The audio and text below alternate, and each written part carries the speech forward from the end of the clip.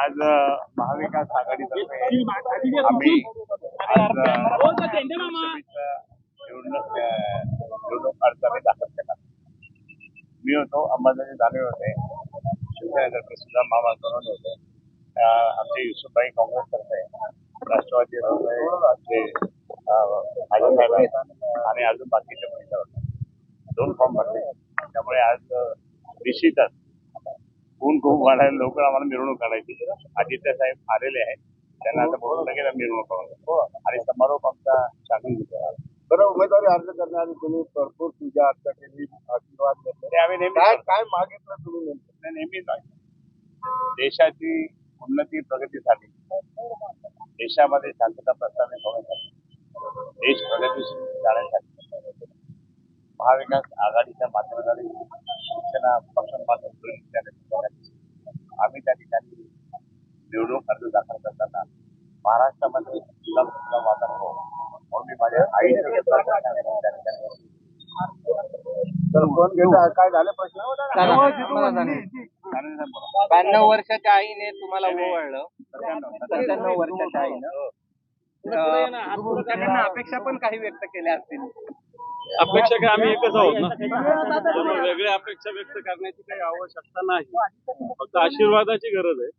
आशीर्वाद घेऊन आम्ही फॉर्म भरलेला आहे. बरं, विजय 100% लक्षात येतात. तुम्ही सगळे एवढे लोक थांबतात, तुम्ही काय पडणाऱ्याच्या मागे लागत असतात, तुम्ही जिंकणाऱ्याच्या मागे लागत असतात ना.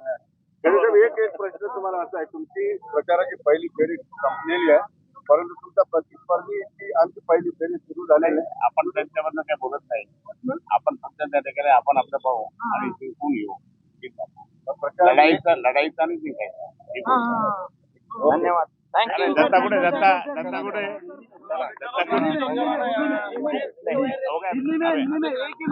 अभी हमने लोकसभा का चुनाव पत्र दाखिल किया और हम लोग सारे महाविकास आघाड़ी के माध्यम से दाखिल किया. निश्चित स्वरूप से हम लोग जीतेंगे माननीय उद्धव साहब का आशीर्वाद से, और पूरे हिंदुस्तान में हम लोग सेवा करेंगे. पूरे हिंदुस्तान में राहुल जी का राज आना चाहिए, महाविकास आघाड़ी का राज आना चाहिए. ये भूमिका हम लोग की.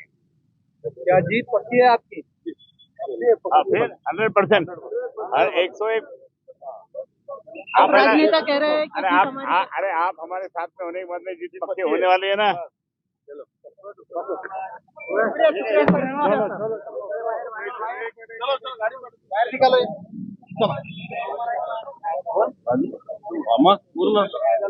फुल टाइम क्या, बस हम जीतने वाले. हमने आज फॉर्म भर लिया है शिवसेना की तरफ से, खैरे साहब का. हमारी जीत पक्की है. उद्धव जी के नेतृत्व में हम जीतेंगे. या हिंदुस्तान में इंडिया आघाड़ी का सरकार आएगा, महाराष्ट्र में महाविकास आघाड़ी जीतेगी.